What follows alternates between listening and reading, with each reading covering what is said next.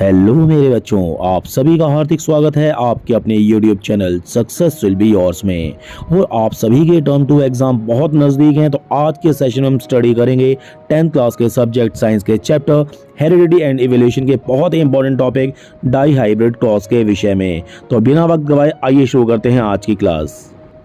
What is dihybrid cross? ये बहुत ही इंपॉर्टेंट क्वेश्चन है और एग्जाम में बहुत बार पूछा भी जाता है। सो डाई हाइब्रिड क्रॉस क्या होता है? A cross between two plants having two pairs of contrasting characters is called dihybrid cross. Means अगर किन्हीं दो पेयर्स ऑफ कॉन्ट्रास्टिंग कैरेक्टर्स वाले दो पौधों को आपस में क्रॉस करवाया जाए तो ऐसे क्रॉस को कहा जाता है डाई हाइब्रिड क्रॉस।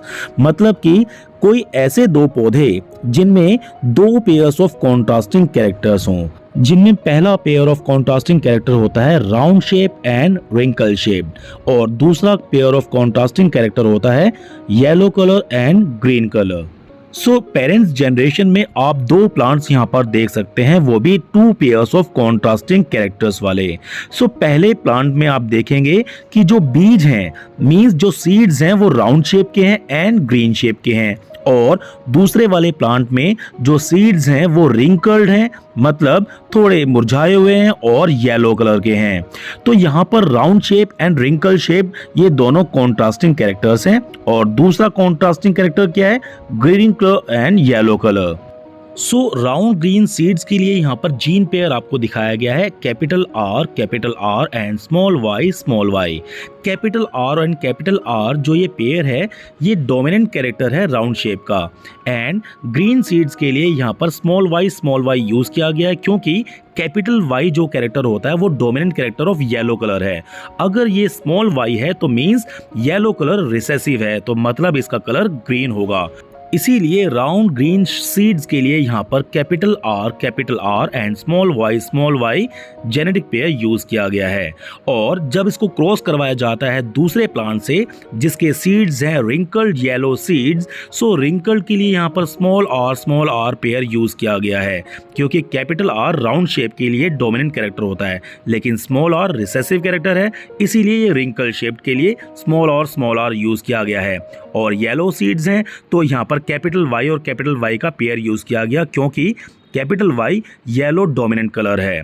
तो यहाँ पर आपको समझ में आ गया होगा कि क्यों राउंड ग्रीन सीड्स के लिए capital R and small Y use किया गया एंड रिंकल्ड येलो सीड्स के लिए small R and capital Y use किया गया।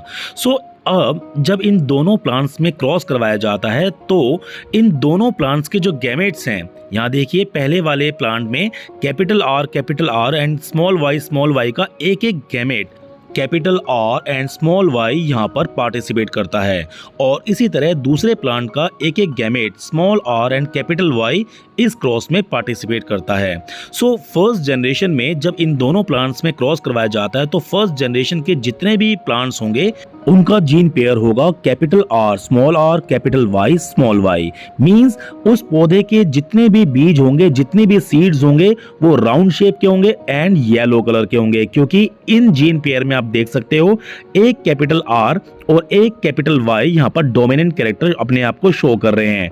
इसीलिए इन बीजों का, इन सीड्स का जो कलर होगा वो येलो होगा एंड जो शेप होगी वो राउंड शेप होगी। तो अब अगर फर्स्ट वन जनरेशन के दो पौधों को आपस में क्रॉस करवाया जाए, मींस सेल्फ पॉलिनेशन अगर इनका आपस में करवाया जाए तो क्या होगा? यहाँ देखिए F1 जनरेशन के जो ये प्लांट्स हमें मिले थे इनके जेनेटिक पेयर हैं R capital Y and small Y.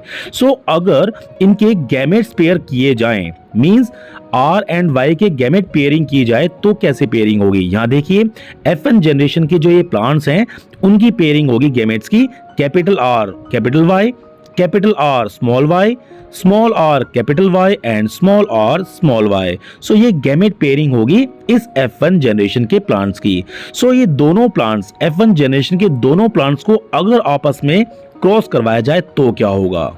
तो यहाँ देखिए क्रॉस करवाने पर F1 जनरेशन के दोनों पौधों के जो गैमेट्स हैं वो किस तरह से आपस में पेयरिंग करते हैं। जैसे फर्स्ट वन जनरेशन का जो पहला प्लांट है उसका जो पेयर है गैमेट का कैपिटल आर कैपिटल वाई, वो दूसरे प्लांट के कैपिटल आर कैपिटल वाई के साथ जब पेयरिंग करेगा तो उस पेयरिंग के बाद हमें जो जीन मिलेगा वो होगा capital R capital R capital Y and so on. जब इन दोनों प्लांट्स के गैमेट्स आपस में इस तरह से पेयरिंग करते हैं तो हमें कुछ इस तरह से जेनेटिक पेयर मिलते हैं, राइट। तो यहाँ पर आप देख सकते हैं, यहाँ पर हमें 16 पेयर्स मिलते हैं जेनेटिक पेयर, जब इन दोनों F1 जनरेशन के प्लांट्स को आपस में क्रॉस करवाया जाता है।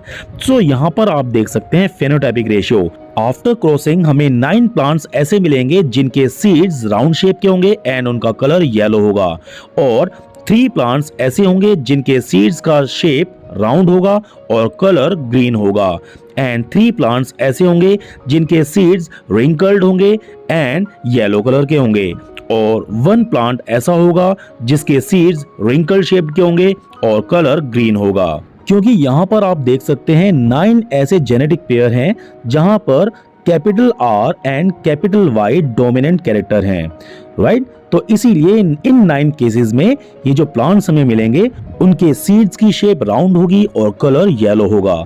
इसी तरह 3 जेनेटिक पेयर्स यहाँ पर आप ऐसे देख सकते हैं जहां पर capital R and small Y characters की पेयरिंग हुई है, तो ऐसे बीजों की, ऐसे सीड्स की जो शेप होगी वो राउंड होगी एंड उनका कलर होगा ग्रीन।